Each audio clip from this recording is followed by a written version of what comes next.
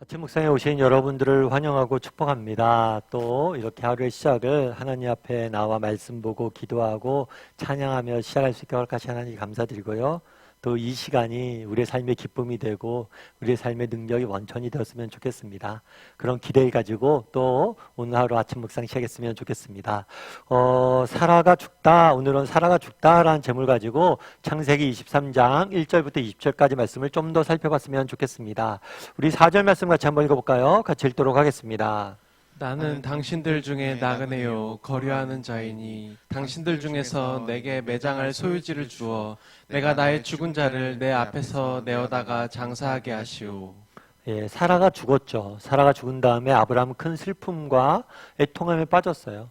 하지만 그 슬픔과 애통함에 빠져 있었지만 그것에 매이지 않고 또 자신이 해야 될 일들을 하는 모습들을 보게 됩니다. 특별히 먼저 하는 일은 뭐냐면 사라를 위해서 장례지, 사라를 장례하는 일이에요. 근데 이 장례를 어디서 했냐면 내게 매장할 소유주를 주어, 그러니까 가나안 땅에서 사라를 장례 지내길 원했어요. 그래서 우리는 그냥 사라가 죽어서 장례하는구나라고 생각하는데 이게 그렇지가 않습니다. 이게 당시 풍습을 알아야 돼요. 당시 풍습은 사람이 죽으면 어디에 묻히냐면 고향에 묻혀요.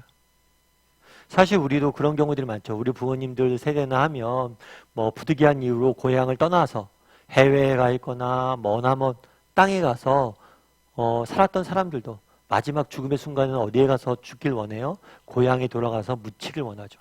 그래서 다들을 고향 땅에 묻습니다. 그런데 아브라함은 사라를 어디에 묻어요? 고향 땅에 묻지 않아요. 그리고 오히려 가나안 땅에 묻어요. 그렇다면 왜 가나안 땅에 묻냐는 거예요. 왜 고향 땅에 묻지 않고 이 땅에 묻냐는 거예요. 그 이유는 뭐 때문이에요? 약속 때문이죠. 하나님께서 지시한 새로운 땅으로 가라. 그곳이 너의 본향이 될 것이다.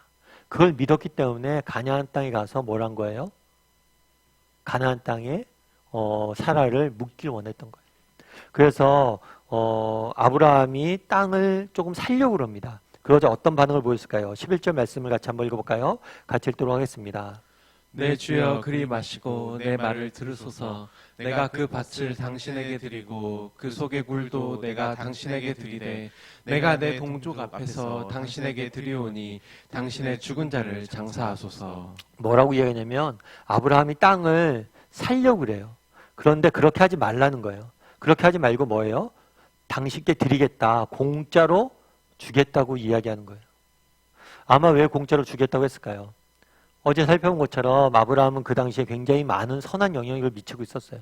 그래서 아브라함에 대한 존경 때문에 그럴 수도 있고 아니면 뭐 단순한 존경을 넘어서 좋은 관계를 형성을 해서 아브라함과 좋은 연대를 형성하기 위해서 그랬을 수도 있고 보다 어쩌면 이 땅을 줌으로 인해서 다른 이득을 얻기 위해서 그랬을 수도 있겠죠. 뭐 우리는 알 수 없어요.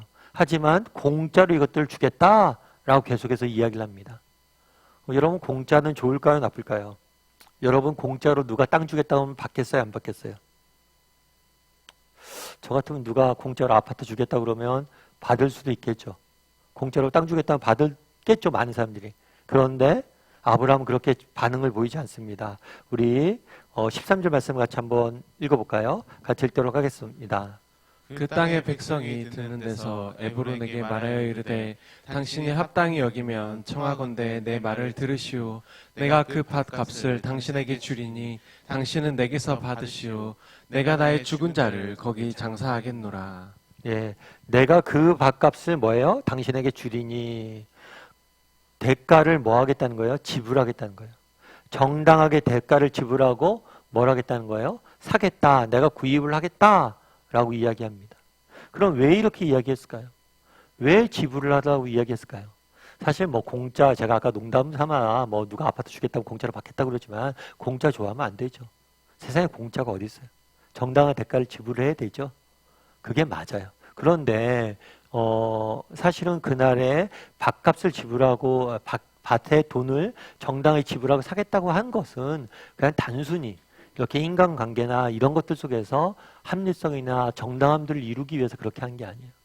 이렇게 정당한 대가를 지불하게 했던 이유는 뭐냐면 하나님의 약속에 근거한 거예요. 하나님께서 그 땅을 아브라함과 그 손에게 주기로 약속하셨잖아요. 그 약속을 믿었기 때문에 이 땅을 뭘 하기 위해서 영구적으로 소유하기 위해서 이 땅을 정당한 대가를 지불하게 한 거예요. 특별히 사람들 앞에서 이야기하잖아요. 그래서 이 소유권을 회복하기 위해서 그렇게 한 것을 보게 돼요. 그래서 훗날 이 땅에 대한 분쟁이 일어나지 않도록 이 땅을 영원한 자신의 땅으로 소유하기 위해서 정말 하나님의 약속을 믿었기 때문에 소유하기 위해서 이 일들을 한 거죠. 어떻게 생각하면 인간적으로 생각하면 아브라함이 그때 영향력도 있었고 힘도 있었기 때문에 자기 때에는 문제가 생기지 않을 거예요. 증인들도 많기 때문에. 하지만 자신들의 후손을 생각하고 이 땅을 영원히 우리 후손들에게 줄 것을 생각한다면 지금 뭘 해야 되는 거예요? 영원한 소유권을 확보해 두길 원했던 거예요. 그래서 그날에 사라가 죽었을 때 그 장례지를 아브라함이 대가를 주고 사는 이야기를 보게 됩니다. 성경은 이것을 자세히 기록해놨어요. 그럼 왜 이것들을 자세히 기록해놨냐? 이걸 통해 주고자 했던 메시지는 무엇이냐? 정말 이 땅을 자신의 후손에게 주시겠다라고 하나님 주신 약속, 그것들을 믿고 신실하게 신뢰함으로 그것들을 바라보며 살아가는 아브라함의 모습들을 보여주기 위함이에요. 그럼 우리는 어떠냐는 거죠. 우리에게도 이런 아브라함과 같은 믿음이 있어요. 정말 하나님께서 이런 약속을 주셨고 이 약속을 반드시 이루실 것이다. 우리 후손들에게 이 땅을 주시겠다고 약속하셨는데 그때 반드시 이룰 거야.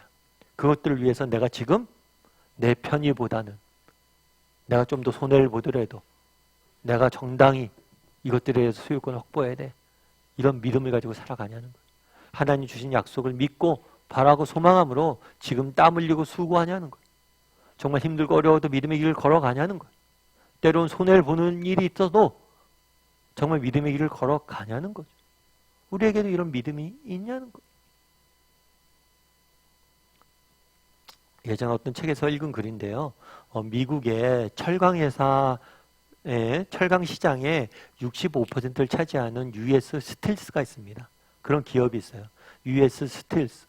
그러니까 철강 시장의 65%를 차지하니까 엄청나게 큰 회사죠. 그런데 이 US 스틸스의 전신인 카네기 철강회사라는 데가 있어요. 그러니까 카네기라는 사람이 철강회사를 만들었고 이것이 미국에서 가장 큰 철강회사가 된 거예요. 그런데 이 철강회사를 만든 카네기라는 사람의 직무실, 사무실에는 그림이 한 편이 걸려져 있대요. 그림 하나가 걸려져 있대요.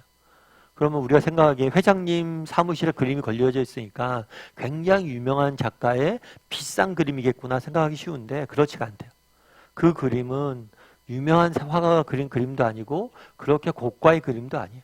너무나 평범한 그냥 그림이에요. 그런데 그 그림을 그렇게 중요한 곳에 걸어둔 거예요. 그런데 그 그림을 걸어둔 데는 사연이 있대요. 이 사람이 이 회사의 사장이 되기 전에, 회장이 되기 전에 세일즈맨, 말단 사원이었을 때가 있대요. 말단 사원이었을 때 세일즈를 한 거죠. 영업을 한 거예요. 영업을 이렇게 하러 여기저기 다니는데 어떤 노인의 집에 방문했던 적이 있었어요. 그런데 그 노인의 집에 보니까 그림이 한 편 있어요. 근데 그 그림이 너무나 쓸쓸해 보였대요. 어떤 그림이었냐면 바닷가예요. 해안가예요. 그런데 낡은 배 한 척이 그냥 버려져 있는 것 같아요. 그러니까 너무 쓸쓸하죠. 그런데 그 그림은 너무나 쓸쓸한데 그 밑에 글귀가 너무 와닿았대요. 그 글귀가 뭐냐면 밀물 때는 반드시 온다. 물이 들어올 때가 있다는 거예요. 뱃사장에 지금 배가 버려진 것 같지만 물이 다시 들어오면 이 배는 바다를 향해 항해해 나갈 거란 거죠. 그 말이 너무나 와닿았대. 그래서 이 노인한테 부탁을 해서 그 그림을 얻은 거예요. 그리고 그 그림은 뭐예요? 평생 간직하고 걸어둔 거예요.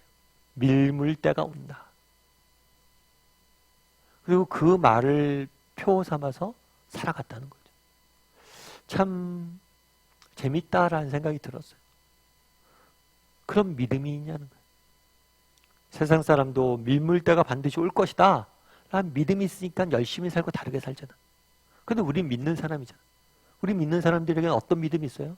정말 내가 믿음을 지키고 성실히 걸어가면 하나님이 다 갚아줄 것이다. 이런 믿음이 있잖아. 이런 믿음이 우리에게 있냐는 거예요. 그날의 아브라함은 정말 하나님의 약속을 믿잖아. 이 땅을 주실 것이라는 약속을 믿었잖아. 그러니까 다르게 살잖아. 그 약속을 바라보며 살잖아요. 우리는 어떠냐는 거죠. 정말 내가 정직히 믿음의 길을 걸어가면 하나님께 다 갚아줄 것이다. 이걸 믿냐는 거예요. 그리고 이걸 믿고 믿음의 길을 걸어가고 있냐는 거죠. 이 부분에 대해서 오늘 한번 묵상해 봤으면 좋겠어요. 나는 정말 하나님의 약속을 믿는 사람인지, 정말 내가 믿음을 지키며 하루하루 걸어가면 힘들어도 정말 세상 속에 지치잖아요. 하루하루 힘들잖아요. 고달프잖아요. 그래서 내가 믿음을 잃지 않고 걸어가면 하나님께서 내가 뿌린 것들 다 거두게 할 거다. 정말 눈물로 뿌린 씨앗들 기쁨으로 다 단을 거두게 할 것이다. 이런 믿음을 가지고 살아가는 사람인지, 그리고 또 그런 믿음이 있었으면 좋겠습니다. 그랬을 때 하나님께서 우리 인생을 통해서 많은 걸 거두게 하실 거예요.